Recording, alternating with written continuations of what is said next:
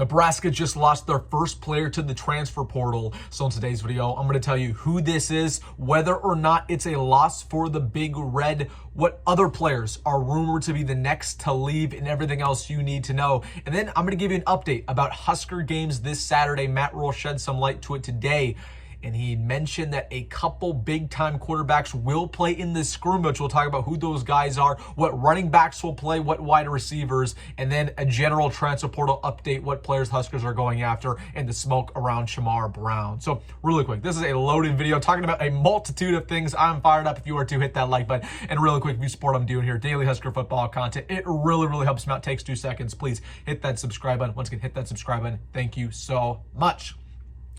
But without further ado, let's get into it. Let's start things off talking about the player who just entered the transfer portal. It was announced about 20-30 minutes ago that the Huskers have lost third-year defensive back DeAndre Barnes to the transfer portal. He is the first one to leave, not named Harley Gilmore. Of course, he got kicked off the team, but I told you guys yesterday, I would not be shocked if DeAndre Barnes left.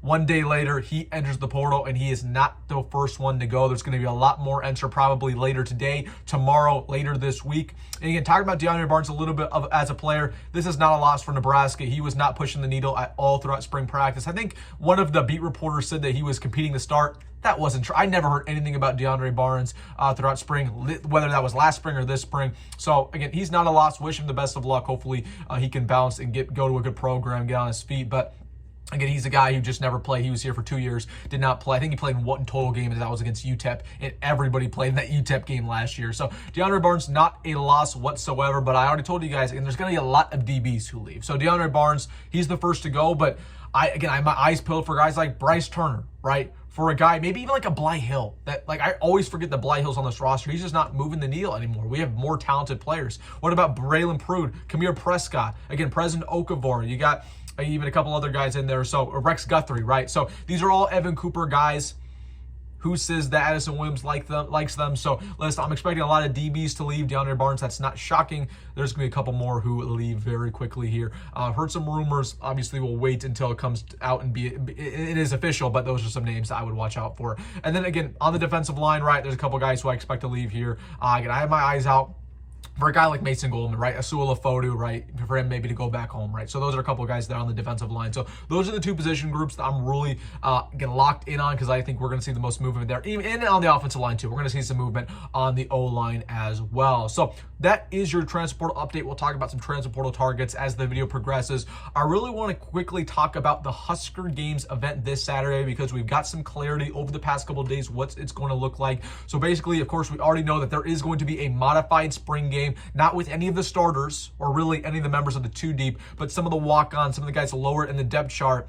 And it was confirmed today by Matt Rhule that we're going to see two quarterbacks of note play in that game. TJ Lateef, true freshman 4-star, and Marcos Davila, talented transfer from Purdue. I'm fired up to see both of those guys play in the scrimmage this Saturday. And honestly, I'm going to tell you this. I think Matt Rhule's making a mistake, because I fully expect Marcos Davila to light it up on Saturday. And you know what's going to happen? There's going to be a lot of hype around him going into this offseason, going into this summer. And people are going to say, oh, is Marcos Davila giving Dylan Ruffers money? That's something we've been talking about on the channel for a couple months now, right? And obviously, Marcos Davila is not going to start. I've never said he's going to start, but I truly believe he's incredibly talented. He's going to dominate that scrimmage. We're going to see a lot of good stuff from him. Obviously, the arm talent's great. The accuracy is great. He has a great build on him. So I am super excited to see Marcos Davila in his first action as Nebraska's Cornhusker. And then it should be mentioned, we get to see TJ play. TJ is the only quarterback on this roster who can really extend the play with his legs, get outside the pocket, right? Go pick up a first down, 10, 15 yards down the field, running the football. So I really like TJ Lateef's game. I think the fan base is just going to fall in love with both of these quarterbacks. I wish we could see Dylan out there. Again, to me, why not put Dylan out there? Dylan's not going to transfer. He's not going to transfer. We already know that. So why not put him out there? He's not going to get injured either, because you can't tackle the quarterback in practice. So I wouldn't mind putting Dylan out there. They're not going to do that. And they're not going to play Gramson either, which I think is a huge mistake. What I think is going to happen, though, Lateef and Marcos Davila, they're going to ball out. And then everybody's going to say, hey, well, watch out for those guys. So I'm really excited to see those guys. Those two are worth the price of admission alone. What is it, like a $10 ticket? So I might be going now. We'll see. Probably not. But again, I'm fired up to see both of those guys. I'll see clips. Don't worry about it. Matt Rhule also said that there's going to be a lot more of a running attack for this spring game because of the fact that the wide receivers have got banged up recently. So I've been trying to figure out which wide receivers are injured, but just know Matt Rhule said the wide receiver room is a little dinged up. It is a little injured. A couple true freshmen are dinged up in that room. Of course, we know that Jackson Carpenter started off with an injury. I think Isaiah Mosey a little banged up along with Mills. A couple of the other guys are banged up too. So there's not going to be a lot of wide receivers ready to go in this game, especially some of these younger guys who really aren't even going to play anyway. So there's going to be a lot of running attack. So we're going to see a lot of Jamarion Parker. We're going to see a lot of Connor Booth, maybe Mekhi Nelson, maybe Kenneth Williams. We might even see Quinn Ives in this scrimmage. I think if I'm Nebraska, why not put Quinn Ives out there?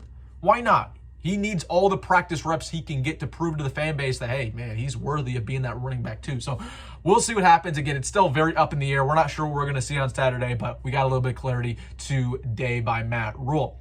All right, I really quickly want to talk about the transfer portal in regards to who Nebraska is targeting. Quickly talking about Charmar Brown. Again, he's visiting Nebraska this Thursday. He's currently with Miami.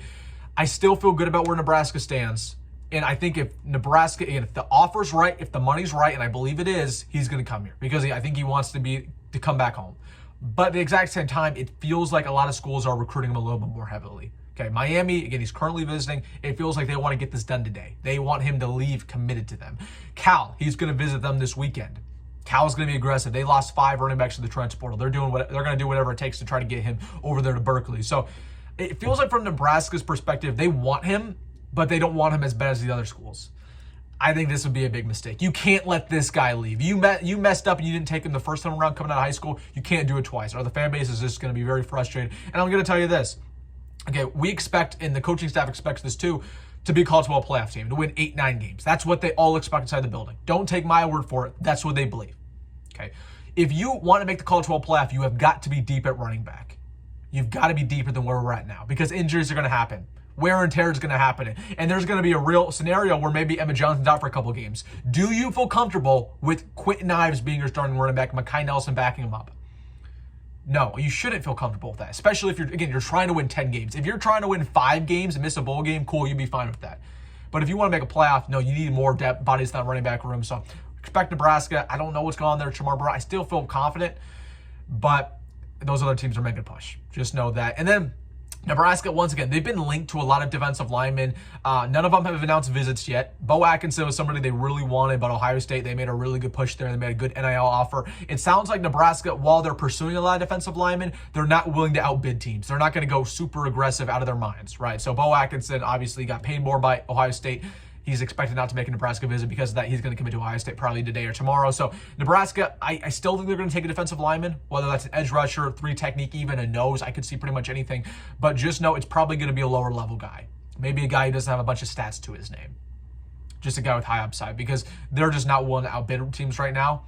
That's fine. Again, we've talked about this in the past. Nebraska has the money. They're just not reckless with it. So want to give you that update. I'm keeping my eyes out for a couple of names. We'll see if they come on visits, but I'm not going to report on a guy who maybe Nebraska hasn't been linked to anymore, but he's not going to visit. So I'll let you guys know if there's any rumors there. All right, guys, let me know your thoughts down below. By the way, it looks like Nebraska isn't pursuing another offensive line. I think D-line and running back are the 2 positions Nebraska is really considering. All right, let me know your comments down below. Hit that like button and subscribe. As always, folks, go be red, go Matt Rhule, and I'll see you in the next one.